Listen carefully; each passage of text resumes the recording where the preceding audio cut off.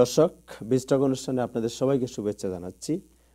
আমরা আজকে আলোচনা করব দীর্ঘ 13 বছর থেকে বাংলাদেশি কমিউনিটিকে যিনি ট্যাক্স বিষয়ে সহযোগিতা দিয়ে আসছেন, জনাব Mohammad Hashem, enrol agent and IRS certifying accepting agent হিসাবে উনি দীর্ঘ 13 বছর থেকে কাজ করছেন জ্যাকসন হাইটে। ওনাদের যে প্রতিষ্ঠান, এই প্রতিষ্ঠানের নাম হচ্ছে কর্ণফুলী ট্যাক্স সার্ভিস ইনক। তো আমরা জনাব হাশেমকে আমাদের স্টুডিওতে স্বাগত জানাচ্ছি। ধন্যবাদ আপনাকে। তো এখন তো জানুয়ারি মাস শুরু হয়ে গেল, এখন ট্যাক্সের সিজন। তো এই ট্যাক্স সিজন, যে এই ট্যাক্সে আমরা যদি বেসিক জিনিস আলোচনা করি, তাহলে আপনাকে প্রথম প্রশ্নটাই করব যে ট্যাক্সটা শুরু হবে কখন থেকে আপনার? ধন্যবাদ তাহার ভাই। অ্যাকচুয়ালি এই বছর ট্যাক্স সিজন শুরু হচ্ছে জানুয়ারির 19 তারিখ থেকে। আচ্ছা। আর শেষ হবে, ইউজুয়ালি শেষ হয় প্রতি বছর এপ্রিল 15 তারিখে, কিন্তু এবার শেষ হবে এপ্রিল 18, which is 18 তারিখে। 3 দিন বেশি। 3 দিন বেশি, বিকজ তাদের কিছু ওখানে রয়েছে, বন্ধ রয়েছে, ওগুলো তারা হলিডে পালন করবে, যার কারণে এটা আর স্যাটারডে সানডে পড়ে যাচ্ছে, সেই যে সোমবার এটা 18 তারিখে গিয়ে এই এন্ডিং ডেট হবে আর কি, এপ্রিলের 18 তারিখে এই বছর। সো তাহলে শুরু হচ্ছে জানুয়ারির কয় তারিখ বললেন? 19 তারিখ থেকে। 19 তারিখ থেকে। 19 তারিখ, এখানে একটা কথা বলে রাখি, 19 তারিখ থেকে শুরু হবে ই ফাইল অ্যাকসেপ্টিং। কেউ যদি আগে পেপার রিটার্ন করে যদি আইআরএসকে পাঠিয়ে দেয়, ওরা কিন্তু এটা অ্যাকসেপ্ট করবে না আনটিল জানুয়ারি 19 তারিখ পর্যন্ত। তো সেখানে কোনো বেনিফিট নাই। ওকে, সো জানুয়ারি 19 তারিখের আগে কেউ যদি অ্যাডভান্স ফাইল করে ফেলে, তাহলে ট্যাক্স তারা গ্রহণ করবে না। যদি করেও ওরা প্রসেস করবে না আনটিল জানুয়ারির 19 তারিখের পর থেকে। ওকে, সো কারা এবার এই ট্যাক্স রিটার্নের সুবিধা নিতে পারেন বলে আপনি একটু ব্যাখ্যা করবেন এই বিষয়ে? কারা, আপনার প্রশ্নটা আমি ক্লিয়ার না। কারা ট্যাক্স রিটার্নে, মানে ট্যাক্স রিটার্ন কারা করা উচিত? কারা করা উচিত? যে কোনো কেউ ট্যাক্স রিটার্ন প্রিপেয়ার করতে পারে যদি তাদের পিটিআই নাম্বার থাকে, প্রিপেয়ার ট্যাক্স আইডেন্টিফিকেশন নাম্বার। কিন্তু এখানে আপনার করার আগে কেউ যদি এই ট্যাক্স প্রিপেয়ার চয়েস করতে চায়, তবে কিছু জিনিস লক্ষ্য রাখতে হবে। ট্যাক্স প্রিপেয়ারের এডুকেশনটা দেখতে হবে, কোয়ালিফিকেশান, তারপর নলেজেবল কিনা, তারা ক্রেডেনশিয়াল কিনা। এখানে ক্রেডেনশিয়াল বলতে এই জন্য, যেখানে যে কোনো কেউ আপনার ট্যাক্স রিটার্ন করতে পারে, তো আপনার সব ইনফরমেশন কিন্তু ট্যাক্স প্রিপেয়ারকে দিচ্ছেন আপনি। তো যার ফলে যারা ক্রেডেনশিয়াল, তাদের দিকে খেয়াল রাখতে হবে। তারা কিন্তু আইআরএস এক্সাম, যারা সিপিএ, তারা হচ্ছে আপনার এই সার্টেন অ্যামাউন্ট এডুকেশন পাস করে তারা পরীক্ষা দিয়ে সিপিএ হচ্ছে। তারপরে এনরোল এজেন্ট যারা, তারা হচ্ছে license by the IRS. So তাদেরও কিন্তু 3টা পার্ট পাস করে এসে লাইসেন্স নিতে হয়। ওরা এই আইআরএস এবং আপনার রিপ্রেজেন্টেশন করতে পারবে unlimited, CPA, tax attorney, enrol agent. And another one যেটা হচ্ছে এবার অ্যানুয়াল ফাইলিং সেশন প্রোগ্রাম। এটা যাদের কোনো ক্রেডেনশিয়াল নাই, তারা যদি 16 কন্টিনিউ প্রফেশনাল এডুকেশন করে, তাহলে তারাও রিপ্রেজেন্ট করতে পারবে। তো আমি সাজেস্ট করি যারা ক্রেডেনশিয়াল এবং যারা ক্রেডেনশিয়ালের বাইরে আছে, অ্যানুয়াল ফাইলিং সেশনটা করলে ওদের কাছে গেলেও ওরাও আপ টু ডেট। আর যারা ওদের এগুলার ছাড়া অন্য জায়গায় যায়, তারা হয়তো আপ টু ডেট না, সেদিকে খেয়াল রাখতে হবে। সো এখন আমি যদি আপনাকে প্রশ্ন করি যে ওকে, সো আমি ট্যাক্স রিটার্ন করব, তো ট্যাক্স রিটার্ন করার আগে আমার কি বিষয়গুলো বিবেচনায় রাখা উচিত, যে আমি ট্যাক্স রিটার্ন যে করব আমি কার কাছে যাব? এগেন আপনাকে বলতেছিলাম যে ক্রেডেনশিয়াল যারা, স্পেশালি ক্রেডেনশিয়াল যারা, তাদের কাছে অবশ্যই আগে যাবেন। তো তাদেরকে এখন একটা প্রশ্ন থেকে যায় যে আমি কিভাবে জানবো যে কারা ক্রেডেনশিয়াল? তো গত বছর থেকে আইআরএস তাদের ডাইরেক্টরিতে একটা আইআরএস ওয়েবসাইটে একটা ডাইরেক্টরি ওপেন করা হয়েছে। যদি আপনি কারা ক্রেডেনশিয়াল, কারা up to date with the IRS state, এগুলো জানার জন্য তারা একটা ডাইরেক্টরি করেছে। সেখানে আপনি জিপ কোড এবং আপনার লাস্ট নেম নিয়ে যদি সার্চ করেন, তারা বের হয়ে আসবে। সো এটা হচ্ছে বেনিফিট। এখানে আপনি দেখতে পাচ্ছেন who is CPA, who is tax attorney, who is enrol agent, who is annual filing session প্রোগ্রামে এনরোল আছে। এবং এটাও দেখতে হবে যারা annual filing session programme, CPA and enrol agent, তাদের কিন্তু কন্টিনিউ এডুকেশন করে যেতে হয়। যেমন আমাদের করতে হয় 72 আওয়ার্স উইথিন 3 ইয়ার্সের মধ্যে। সিপিএদের করতে হয় আরেকটু বেশি, অ্যানুয়াল ফাইন্যান্সিয়াল তাদের 15 থেকে 16 ঘন্টা করতে হয়। সো এইগুলো আপ টু ডেট থাকতে হয়। আর যারা এগুলো করেই না, তো তাদের কাছে গেলে হয়তো তারা অনেক ক্রেডিট বাদ পড়ে যেতে পারে এবং তারা আপ টু ডেট নয়। তো এগুলো খেয়াল রেখে ট্যাক্স প্রিপেয়ার চয়েস করতে হবে। ওকে, সো ট্যাক্স কারা, ট্যাক্স সে অ্যাবাউট আমি এখানে থাকি অথবা আপনার কেউ আছে লিগ্যাল না ইলিগ্যাল, ট্যাক্স প্রিপারেশনে যাবে কারা? হু আর মানে অবলাইজড, ওকে, ট্যাক্স প্রিপেয়ার মানে কারা করবে, কারা করবে যাদের ইনকাম রয়েছে তারা ডেফিনেটলি ট্যাক্স ফাইল করবে, ঠিক আছে। এখন আপনি আরেকটা কথা বলছেন, যারা ইলিগ্যাল তারাও কিন্তু ট্যাক্স ফাইল করতে পারে, তবে তাদের কি করতে হবে, তাদের একটা আইটিএন নাম্বার নিতে হবে, individual tax payer identification number. এটা কি সোশ্যাল সিকিউরিটি ছাড়াও পাওয়া যায়? সোশ্যাল সিকিউরিটি ছাড়াও। এই জন্য আমি এখানে আমার ডেজিগনেটর একটা আছে হচ্ছে সার্টিফাইং অ্যাকসেপ্টেন্স এজেন্ট। তো আমার কাছে আসলে, যদি আমার কাছে আসি, যাদের কিংবা আপনি অন্য জায়গায় যায় সার্টিফাইং অ্যাকসেপ্টেন্স এজেন্টের কাছে যান, তারা পাসপোর্ট দেখে আপনার সার্টিফাই করে দিবে, ওইটা আইআরএস কে পাঠালে আইআরএস অটোমেটিকলি আপনার কাছে একটা ইন্ডিভিজুয়াল ট্যাক্স পেয়ার আইডেন্টিফিকেশন পাঠিয়ে দিবে সোশ্যাল সিকিউরিটির পরিবর্তে। এটা দিয়ে আপনি ট্যাক্স ফাইল করতে পারেন। আর যাদের এটা নাই, তারা ইচ্ছা করলে অরিজিনাল পাসপোর্টটা আইআরএস এর কাছে পাঠালে আইআরএস সার্টিফাই করে দিবে, এটা করলে আইটিএন নাম্বার বের হয়ে আসবে। তো এটা দিয়ে ইলিগাল পিপলরা ট্যাক্স পে করতে হবে, এখানে কোনো বাধ্যবাধকতা নেই।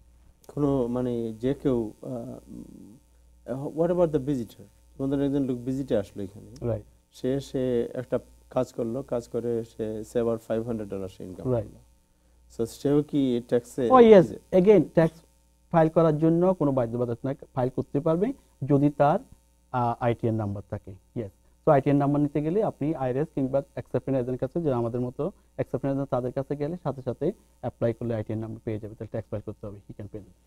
কিন্তু একটা ডিফারেন্স হচ্ছে সেখানে যারা ভিজিটার আছে, যেমন তাদের যেহেতু সোশ্যাল সিকিউরিটি নাই, তারা কিন্তু ক্রেডিটগুলো পাচ্ছে না, যেমন আর্ন ইনকাম ক্রেডিট, ইআইসি, এই ধরনের ক্রেডিটগুলো তারা পাচ্ছে না, আইটিএন দিয়ে ওগুলো পাবে না।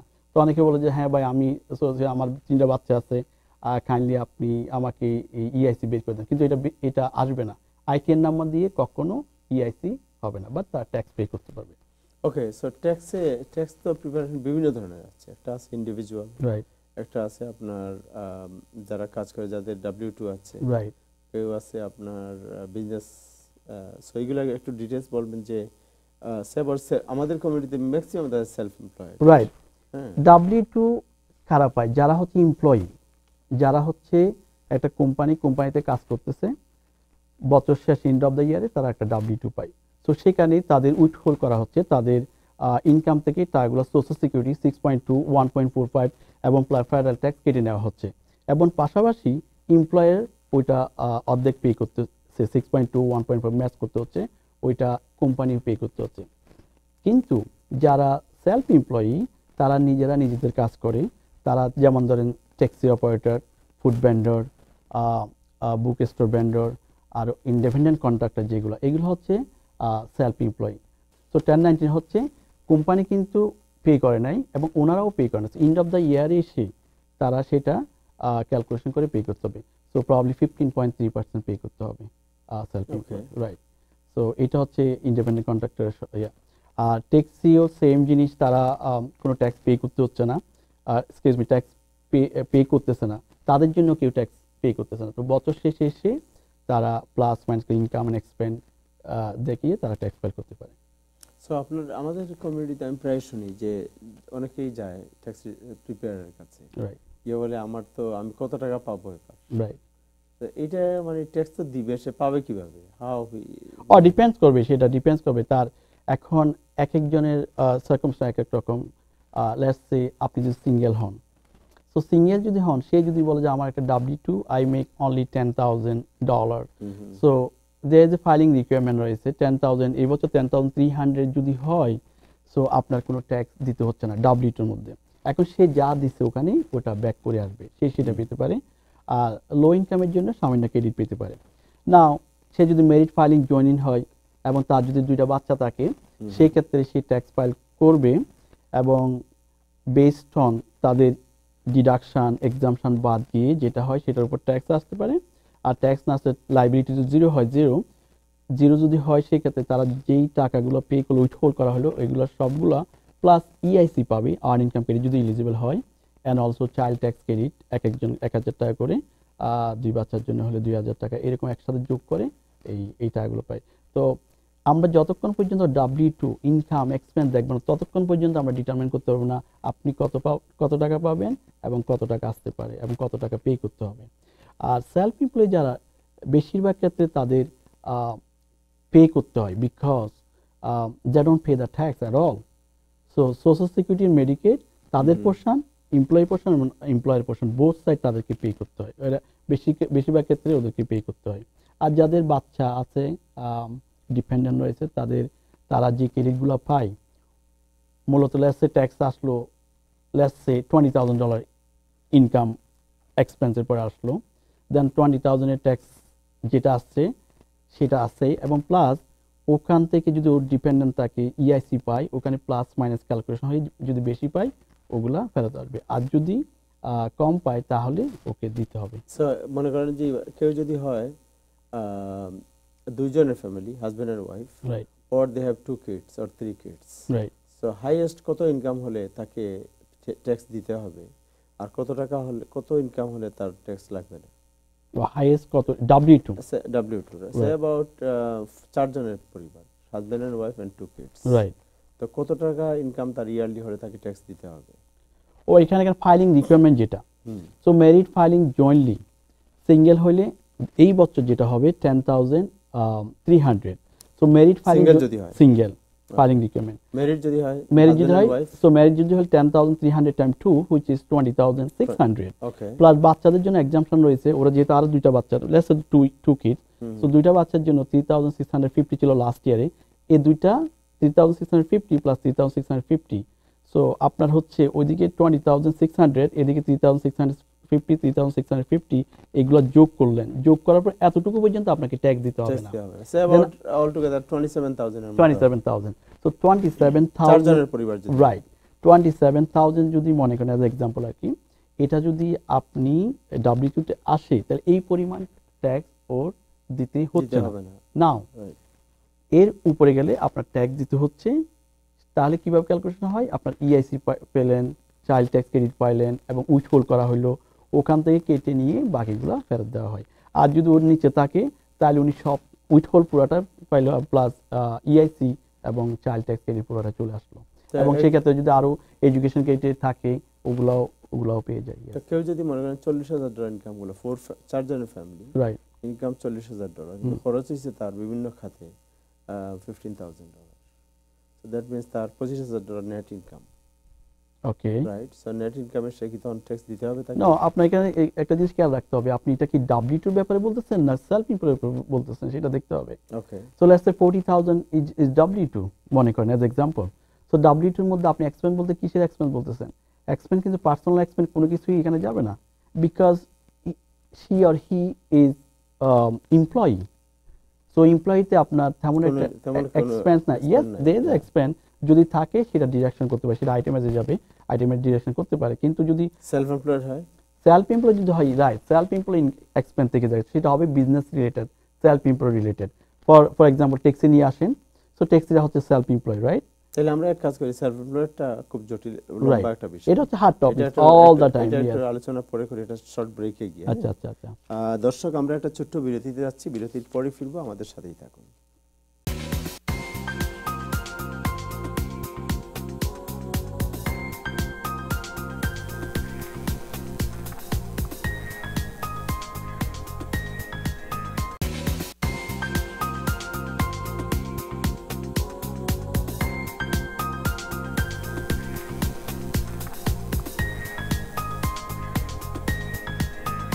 দর্শক, বিস্টক অনুষ্ঠানে আবার আপনাদের শুভেচ্ছা জানাচ্ছি। আমাদের সাথে আছেন মোহাম্মদ হাশেম এনরোল এজেন্ট, যিনি কর্ণফুলী ট্যাক্স সার্ভিস ইনকের প্রধান, জ্যাকসন আইটি যাদের অফিস রয়েছে, এবং দীর্ঘ 13 বছর থেকে উনি কমিউনিটি সার্ভিস দিয়ে আসছেন। জনাব হাশেম, আবার আপনাকে শুভেচ্ছা জানাচ্ছি। Thank you. আমরা যে জিনিসটা আলোচনা করছিলাম সেটা হচ্ছে সেলফ এমপ্লয়েড। রাইট, আমাদের কমিউনিটিতে যেটা দেখা যায় যে সেলফ এমপ্লয়েড সবচেয়ে বেশি, এবং ইদানিং গত 2-1 বছর থেকে ওই সেলফ এমপ্লয়েড যারা এদেরই বেশি আপনার অডিট Audit হচ্ছে, ব্যাপারগুলো বেশি আছে। রাইট এই বিষয়টা কি একটু ব্যাখ্যা করবেন আপনি রাইট একটু আই বিস্তারিত? আই অ্যাগ্রি উইথ দ্যাট, কারণ অডিট হওয়ার কারণ আছে। আমি বারবার টেনে নিয়ে না আসছি, সেলফ এমপ্লয়েডটা কি আগে এটা যদি সেলফ একটু এমপ্লয় হচ্ছে যারা নিজেদের কাজ নিজেরাই করে, যেমন মনে করেন ইন্ডিপেন্ডেন্ট কন্ট্রাক্টর, তারা নিজের কাজ নিজে করে, they make money, right, deposit money. Taxi driver, তারা নিজের কাজ নিজে করে, যখন ইচ্ছে তখন করে। তারপর হচ্ছে ফুড ভেন্ডারের কথা বলেন, এই ধরনের আরো আছে যারা অনেক অনেক ট্যাক্স প্রফেশনাল আছে যারা সেলফ এমপ্লয়ি, তারাও আছে নিজের কাজ নিজে করে।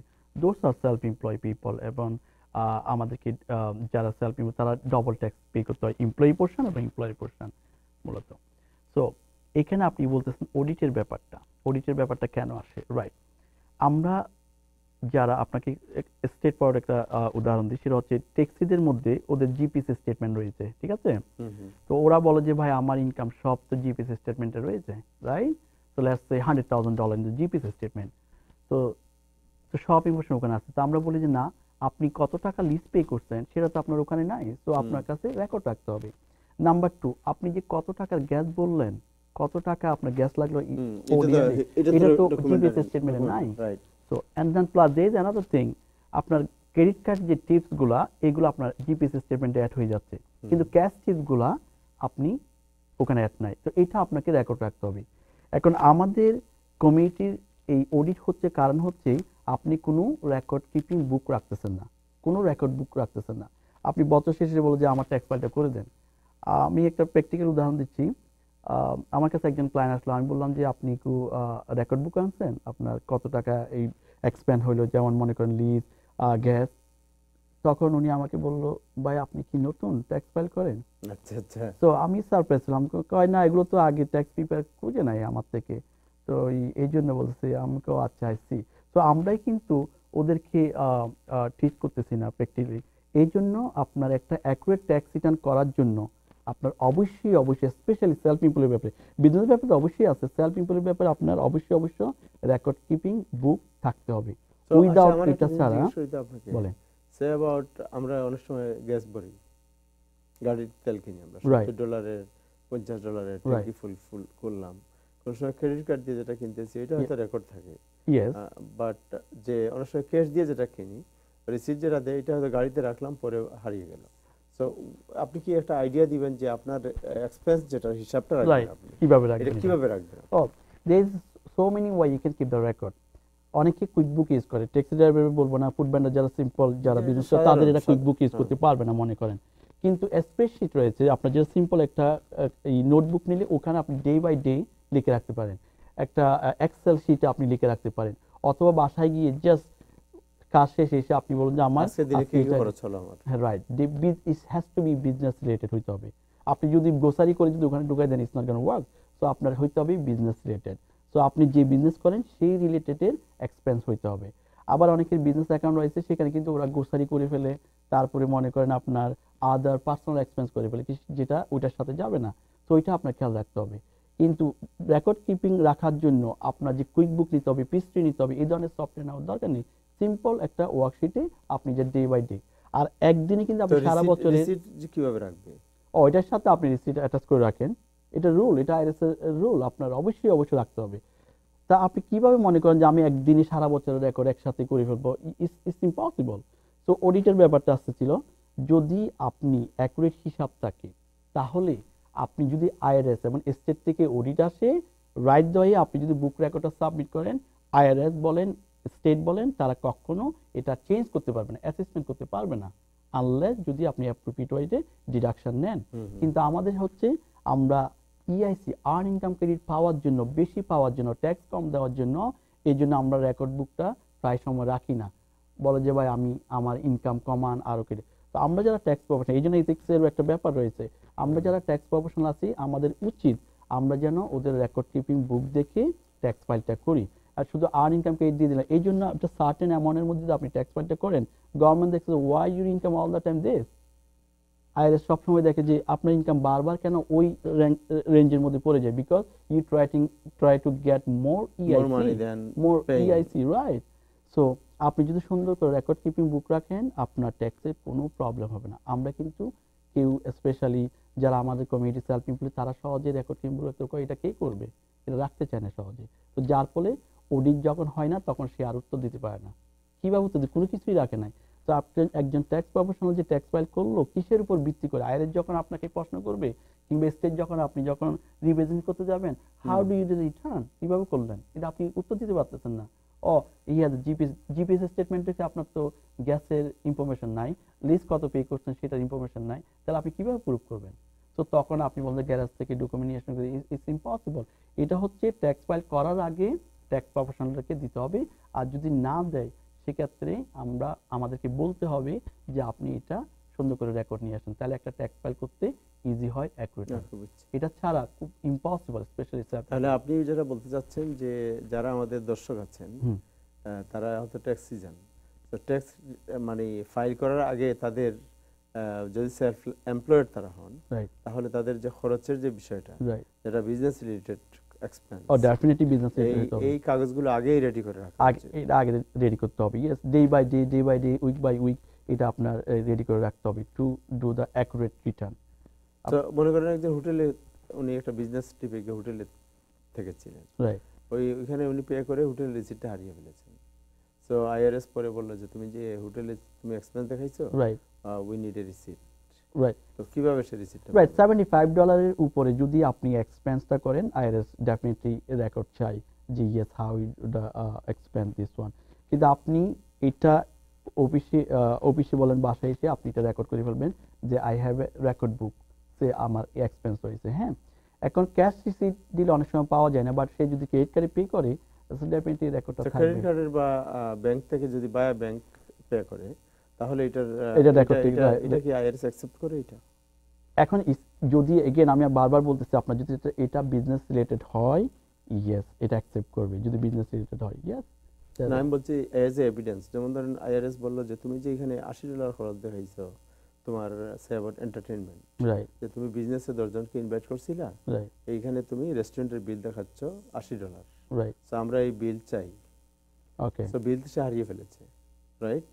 So how he can produce this? এখন প্রশ্ন হচ্ছে আপনি কিভাবে এটা পে করবেন? এখন আমি পে করছি ক্রেডিট কার্ডে, আমি দেখালাম যে এই যে this is the credit card statement, এই স্টেটমেন্টের মধ্যে যে এই রেস্টুরেন্ট আমি আই হ্যাভ দিস, যদি আমার রেকর্ডটাকে yes they have to accept that. যদি এরকম হয়, যদি বিজনেস রিলেটেড হয়, তারপর তারা যদি এগ্রি না হয়, দেন হি ক্যান হায়ার আমাদের মতো enrol agent, CPA, tax attorney, then we can go to the court if the IRS not agree যে এটা আমার জেনুইন এক্সপেন্স যদি হয়ে থাকে।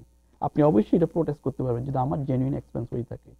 এখন নিউ ইয়র্ক স্টেট একটা ল করা হয়েছে যে যাদের ক্যাশ রিসিট নাই, আপনার গ্যাসোলিন রিসিট নাই, তারা অটোমেটিকলি $21 করে অ্যাসেসমেন্ট করে পারে, মানে ক্যালকুলেশন করবে। কিন্তু আপনার এক্সপেন্স কিন্তু আরো বেশি, বিকজ আপনি রিসিট রাখছেন না এবং যোগ করে রাখতেছেন না। আপনি যদি ডে বাই ডে একটা দেখেন, আপনি একদিনে কিন্তু সারা বছর রেকর্ড করলে এটা কিন্তু বোঝা যাবে। কিন্তু আপনি ডে বাই ডে করে আসেন একটা খাতার মধ্যে, স্প্রেডশিটের মধ্যে, আপনি কুইক বুকে, এটা কিন্তু রেকর্ড থেকেই যাচ্ছে, ওরা দেখেই বুঝে ফেলতে পারবে। একজন এক্সামিনার যে উনি দেখেই বুঝতে পারবে যে this person, this tax payer keep the record accurately, তো তারা কোয়েশ্চেন করবে না। কিন্তু আপনি একদিনে যদি সারা বছর রেকর্ড করেন, এমনিই বোঝা যাবে। আপনাদের একটা টার্ম আছে এস্টিমেটেড ট্যাক্স। এস্টিমেটেড ট্যাক্সটা কি? এস্টিমেটেড ট্যাক্স, এনিওয়ান যদি ও করে more than $1,000 is IRS requirement হচ্ছে you have to pay the estimate tax. তো আমাদের যারা সিঙ্গেল, যারা ট্যাক্স পেয়ার আছেন, যারা ট্যাক্সি চালায়, ফুড ভেন্ডার, সেলফ এমপ্লয়েড করে বলতেছি, তারা বেশিরভাগ এক্সপেক্ট করতেছে 1000 এর বেশি কি হয়, আপনার ব্যালেন্স ডিউ হয়, ও হয়ে যায়। সেক্ষেত্রে আপনি ইচ্ছা করলে প্রতি কোয়ার্টারলি এস্টিমেট ট্যাক্স দিয়ে আসতে পারেন। কিন্তু আমরা লক্ষ্য করি না, যখন ট্যাক্স ফাইল করেন আপনি 3000 থেকে 4000, 5000, 6000 যখন ব্যালেন্স ডিউ হয়, তখন দেখা যায় যে ওখানে আপনার এই failure two estimate tax penalty সহ অ্যাড হয়ে আসে। কিন্তু আমরা অনেক সময় ট্যাক্স পেয়ারদের বলি না, hey you should pay the estimate, otherwise আপনার এখানে পেনাল্টি আছে। এটা যদি বলি তাহলে ট্যাক্স পেয়ার সম্ভবত ওরা জানবে ইয়েস এটা সত্যি যে ওদেরও বার্ডেন হলো না বড় অঙ্কের, ওরা প্রতি কোয়ার্টারলি পে করতে হবে, প্রতি 3 মাস অন্তর অন্তর এস্টিমেট ট্যাক্স। তাহলে এখানে failure to pay estimate tax পেনাল্টিটা অ্যাড হয় নাই। তো এটা যদি আপনি অ্যাডভান্স পে করে রাখেন, বছর শেষে আমরা প্রশ্ন করব do you pay estimate tax, তারা যদি বলে ইয়েস, তখন তাদের রেকর্ড দেখবো যে আমরা কখন কত টাকা পে করছে। এখন মনে করি তার ব্যালেন্স দিয়ে হচ্ছে 3000, he already pays $2,500, so only he has to pay $500. It's still Right. less than $1,000. আর যদি সে যদি $3,500 pay করে, তার balance দিয়ে ছিল 3,000, then he is still getting refund $500 from the IRS. So that's the estimate tax works out. I understand. Okay, আপনি আরেকটা জিনিস আপনাকে বেঁকে যায়, সেটা হচ্ছে যে আপনি যেটা আগে বললেন, এইটাই আমার মনে হয় সবচেয়ে বেশি লোকজন প্রবলেম ফেস করে, যে কনফিউজ হয়ে যায় যে কোনটা আমি খরচে ধরবো ট্যাক্সির জন্য আর কোনটা আমার পার্সোনাল এক্সপেন্স। Right. হ্যাঁ, এটা একটা বিগ Right. প্রবলেম। তাহার ভাই, এটা very easy. It's not a এটাকে মানে সে অ্যাবাউট একজন সেলফ এমপ্লয়েড করতেছে, সে কিন্তু বিজনেসম্যান না। right. হ্যাঁ। সেলফ এমপ্লয় IRS মনে করে যে যারা self employ, it is kind of business, but sole property is just Right. one member, one person, individual person run করে এটা। সো আপনি দেখতে হচ্ছে আপনার বিজনেসটা হোয়াট কাইন্ড অফ বিজনেস। তো আপনি বারবার রেফার করতেছেন ট্যাক্সি, ইয়েস। সো ট্যাক্সিদের এক্সপেন্স কি হইতে পারে? এক নম্বর হচ্ছে definitely lease, definitely gas, car wash, toll, parking, তাদের মাঝে মধ্যে ওখানে এই জিনিসগুলো ওদের হচ্ছে এক্সপেন্স। এখন ওর যে আদার যেগুলো জিনিস মনে করেন যে গ্রোসারি করা হয়, তা that's not the business deduction, that's personal. সে তার পার্সোনাল, এই জন্য গভর্নমেন্ট ওখানে আপনাদের স্ট্যান্ডার্ড ডিডাকশন দিচ্ছে, ওটা কিন্তু পার্সোনাল টেকনিক্যালি ক্যালকুলেশন করে আমেরিকান পিপলদের জন্য দেওয়া হচ্ছে। কিন্তু ওই পার্সোনালটা আপনি বিজনেস আনতে পারবেন না, যে হ্যাঁ আমি এত টাকা খাইছি, এত টাকা করছি, দ্যাটস নট কোন বিজনেস ডিডাকশন। সো ডিপেন্ডস করে, আমাদের মনে করেন আমরা এজ এ ট্যাক্স প্র্যাকটিশনার, আমাদের একটা অফিস আছে, আমাদের এমপ্লয় আছে।